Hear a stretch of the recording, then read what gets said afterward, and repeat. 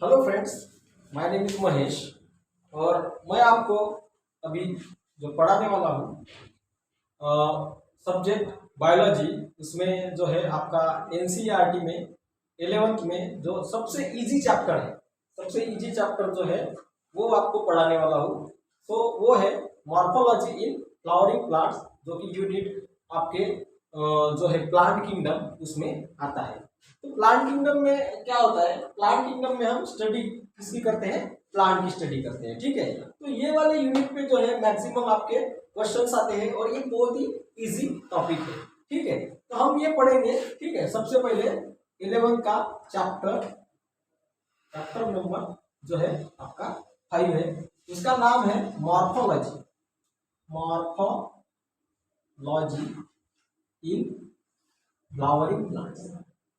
Flowering plants, तो ये जो है टॉपिक, ये जो आपका चैप्टर है, इसको पढ़ने से पहले आपको मतलब इसका इंपॉर्टेंस पता होना चाहिए। हम ये क्यों पढ़ रहे हैं, हम ये क्यों पढ़ रहे हैं, क्योंकि एनसीईआरटी में जो किताब है, अब नीट की जब हम प्रिपरेशन करते हैं तो उसमें इस चैप्टर के ऊपर मैक्सिमम 3 क्वेश्चंस आते हैं, एनाटॉमी और मॉर्फोलॉजी इन दो ऑफ फ्लावरिंग प्लांट्स दोनों हैं। इन दोनों में जो है 5 क्वेश्चन आपके मिनिमम आते ही है। तो 5 क्वेश्चन पे या तो हो सकते हैं कि इस चैप्टर के ऊपर 3 क्वेश्चन पूछे और उस पे 2 पूछे, या उस पे 2 पूछे या इस पे 3 पूछे। तो इसलिए हमें क्या करना है, ये चैप्टर पढ़ना जरूरी है। ठीक है, तो हमें समझते हैं कि मॉर्फोलॉजी क्या होती है। ठीक है, मॉर्फोलॉजी यानी क्या होता है, जब भी हम स्टडी करते हैं मॉर्फोलॉजी, तो हमें समझना होता है कि हर एक चैप्टर में क्या दिया है, मॉर्फोलॉजी दी है। ठीक है, मॉर्फोलॉजी यानी क्या होता है, मॉर्फोलॉजी यानी study of external appearance. External appearance मतलब हम, अब मान लो कि कोई अगर बाहर से, हम जब बाहर से देखता है ना, वो कैसा दिखता है, क्यों दिखता है, क्या होता है। ठीक है, और उसके अंदर मतलब वो बाहर से हम देख के मतलब अंदाजा लगाते हैं कि उसकी हाइट कैसी है, उसके हेयर्स कैसे हैं। ठीक है, तो ये सारी चीजें हम जब देखते हैं तो उसे क्या बोलते हैं, एक्सटर्नल अपीयरेंस बोलते हैं। तो हमें किसका पढ़ना है, एक्सटर्नल अपीयरेंस फ्लावरिंग प्लांट्स का। फ्लावरिंग प्लांट्स यानी ऐसे प्लांट्स जो क्या करते हैं, फ्लावरिंग प्लांट्स यानी ऐसे प्लांट्स जो, कौन से प्लांट्स हैं, एंजियोस्पर्म को हम फ्लावरिंग प्लांट बोलते हैं। तो सर ये एंजियोस्पर्म क्या होता है, एंजियोस्पर्म यानी क्या, जब हम प्लांट को मतलब उसके इसमें मतलब ऑन द बेसिस ऑफ उसके मतलब इवोल्यूशन के हिसाब से जब भी हम ये करते हैं, कैटेगराइज करते हैं, तो प्लांट किंगडम में हम देखते हैं, प्लांट किंगडम में हम देखते हैं। ठीक है, प्लांट किंगडम में सबसे पहले आता है आपका अलगी। ठीक है, जो कि सबसे मतलब क्या है, छोटा सा प्लांट है। उसके बाद में क्या आता है, अलगी के बाद में जब भी इवोल्यूशन हुआ तो उससे क्या बने, ब्रायोफाइट्स बने। क्या बने, ब्रायोफाइट्स बने। उसके बाद में क्या बना, ब्रायोफाइट से टेरिडोफाइट्स बने। टेरिडोफाइट्स बने और उसके बाद में क्या बना, जिम्नो बना, जिम्नोस्पर्म्स बने।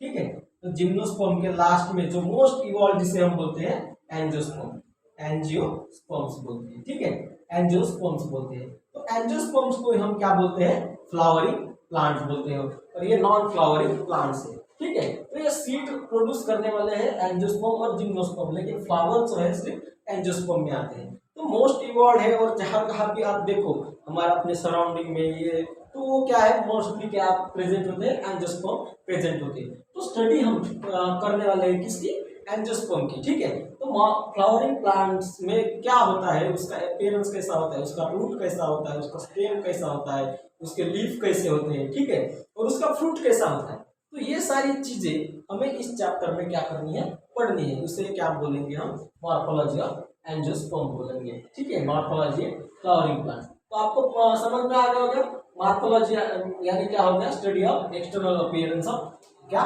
फ्लावरिंग प्लांट्स, प्लांट्स के बारे में बोल रहे हैं। ठीक है, उसके बाद हम जब भी हम देखते हैं, अभी हमें स्टडी करनी है अपीयरेंस, तो हमें जनरल कैरेक्टर में देखना है, ये कैसा दिखता है, अपना प्लांट जो है इस तरीके से दिखता है। ठीक है, प्लांट में क्या होता है, ये आपका इस तरीके से ऊपर में देखो, तो ये फ्लावर हो गया, फ्लावर होते हैं प्लांट में। इसके बाद में लीफ होते हैं, लीफ होते हैं, यहाँ पे लीफ होते हैं। ठीक है, और क्या होता है, लीफ के बाद में फ्रूट्स होते हैं, ठीक है, फ्रूट्स होते हैं और फ्रूट्स होते हैं, और ये क्या हो गया, रूट हो गया, ठीक है। उसके बाद में इसे हम क्या कहेंगे, रूट, ठीक है, और ये अपना रूट हो गया। उसके बाद में ये हो गया लीफ, लीफ, ये हो गया आपका फ्रूट, और ये हो गया फ्लावर। तो ये सारी चीजों के बारे में हमें क्या करना है, पढ़ना है, उसका एक्सटर्नल अपीयरेंस हमें प्लांट। अगर मान लो हमें एनाटॉमी ऑफ फ्लावरिंग प्लांट्स ऐसा पढ़ना होता, तो एनाटॉमी में हम क्या देखते हैं, उसका सेक्शन लेते हैं, उसके बाद में उसका मतलब उसके सेल के टाइप कैसा है, सेल कैसे है, पैरेन्काइमेटस है, पैरेन्काइमेटस है, तो ये सारी चीजों को हम देखते हैं। लेकिन हमें मार्फोलॉजी पढ़नी है तो हमें बाहर से कैसे दिखता है वही देखना है, अंदर जाने की जरूरत नहीं है, ठीक है। तो हमें क्या, सबसे पहले जब भी हम स्टडी करेंगे प्लांट की, तो नीचे से लेके ऊपर तक करेंगे, नीचे से लेके ऊपर तक। तो सबसे पहले पार्ट आता है यहाँ पे अपना रूट आता है, ठीक है। तो हम सबसे पहले लिखेंगे रूट के बारे में, ठीक है। तो जब भी हम रूट की स्टडी करते हैं तो देखो रूट के बारे में हम लिखेंगे, तो रूट में क्या आता है, रूट में हम उसके जनरल कैरेक्टर्स, रूट क्या,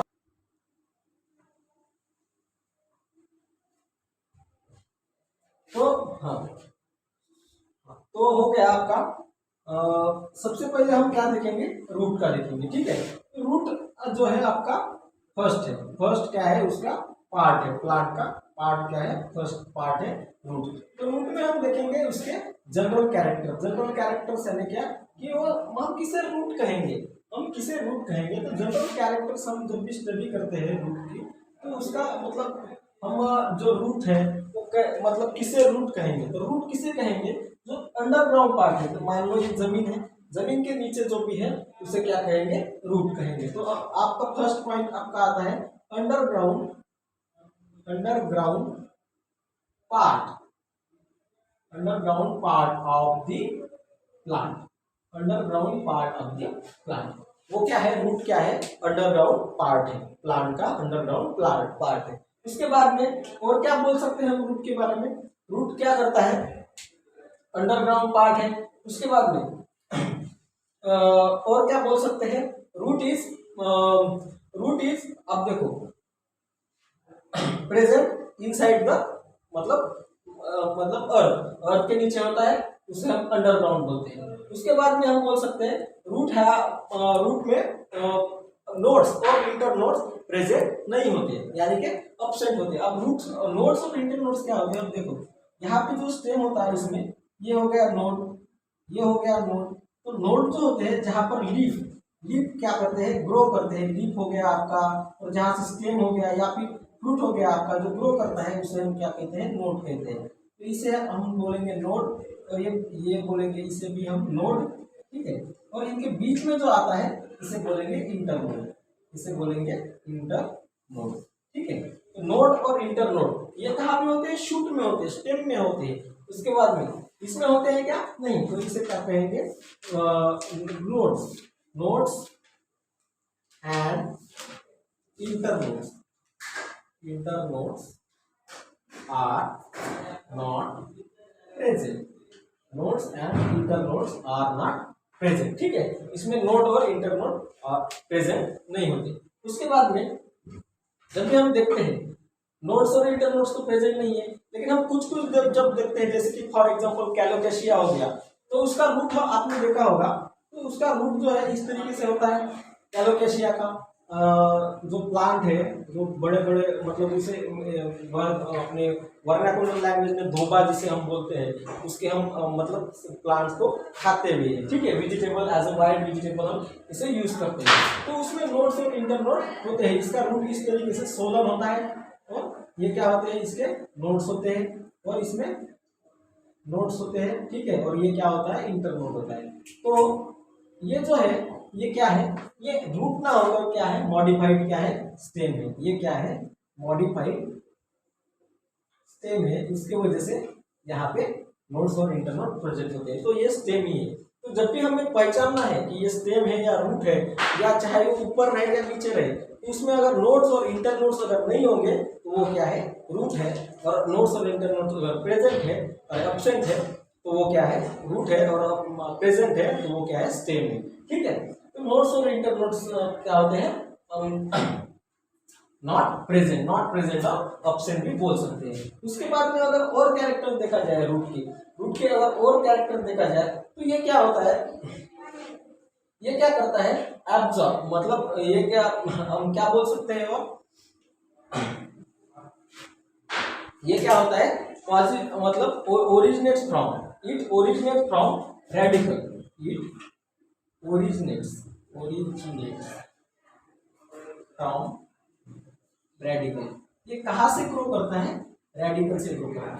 अब देखो, ये आप जब भी देखो तो ये आपकी सीड होती है, ये आपकी सीड होती है, इस तरीके से ये सीड हो गई, किडनी शेप की आपकी सीड होती है। तो जब भी हम सीड को जर्मिनेट करते हैं तो ऊपर में जो निकलता है उसे बोलते हैं प्लूमूल, इसे बोलते हैं प्लूमूल, और नीचे की तरफ जो ग्रो करता है, उसे बोलते हैं रेडिकल। इसे क्या बोलते हैं, रेडिकल। तो जो ये है, तो इससे ही क्या होता है, अपना रूट क्या होता है, ओरिजिनेट होता है। तो हमेशा हम बोलेंगे it is originate from radical, ठीक है। उसके बाद में क्या है, ये रेडिकल से ग्रो करेगा। और क्या बोल सकते हैं, इट इज पॉजिटिवली क्या बोल सकते हैं, जियोट्रॉपिक भी बोल सकते हैं, पॉजिटिवली जियोट्रॉपिक। और जियोट्रॉपिक यानी टूवर्ड्स, हम बोल सकते हैं टूवर्ड्स ग्रेविटी की तरफ क्या करता है, ये मतलब ग्रो करता है। उसके बाद में पॉजिटिवली क्या होता है, पॉजिटिवली हाइड्रोट्रॉपिक भी होता है, हाइड्रोट्रॉपिक यानी क्या, टूवर्ड्स, अब देखो वाटर की तरफ मूव करता है। वाटर कहाँ पे प्रेजेंट होता है, जमीन के अंदर, तो जमीन के अंदर ये करता है, ठीक है। तो टूवर्ड्स हम लिख सकते हैं ब्रैकेट में, टूवर्ड्स वाटर की तरफ ये मूव करता है। उसके बाद में सर एक मिनट, हाँ, पॉजिटिवली ये क्या होता है, हाइड्रोट्रॉपिक होता है, टूवर्ड्स वाटर ग्रो करता है। और हम क्या बोल सकते हैं रूट के बारे में, इस रूट के बारे में और क्या बोल सकते हैं हम, ये क्या होता है, मतलब हम अगर जनरल कैरेक्टर की बात करें तो निगेटिवली क्या हो सकता है, फोटोट्रॉपिक, मतलब फोटोट्रॉपिक यानी कि क्या होता है, लाइट की तरफ अगेंस्ट, हम इसे ब्रैकेट में लिखेंगे, अगेंस्ट दी लाइट के अगेंस्ट ये क्या करता है, अपनी ग्रोथ करता है। अब देखो लाइट कहाँ पे होती है, ऊपर की तरफ, सनलाइट के नीचे की तरफ ग्रो करता है। तो ये हो गए, इसके सारे क्या हो गए, रूट के जनरल कैरेक्टर्स हो गए। तो ये हो गया जनरल कैरेक्टर्स के बारे में। उसके बाद में अब हम देखेंगे, अब ये जनरल कैरेक्टर्स हो गए, अब फंक्शंस देखेंगे रूट के। ये हो गए जनरल कैरेक्टर, ये अंडरग्राउंड पार्ट है। उसके बाद में नोड्स और इंटर नोड्स प्रेजेंट नहीं होते इसमें, तो ये ओरिजिनेट करता है किससे, रेडिकल से ओरिजिनेट करता है। ये पॉजिटिवली जियोट्रॉपिक से टुवर्ड्स ग्रेविटी की तरफ, और पॉजिटिवली क्या है, हाइड्रोट्रॉपिक भी है, और निगेटिवली क्या है, फोटोट्रॉपिक है।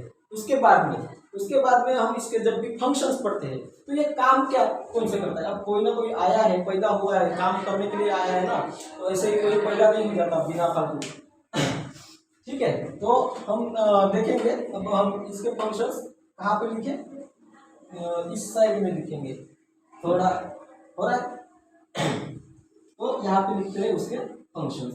तो यहाँ पे लिखेंगे फंक्शंस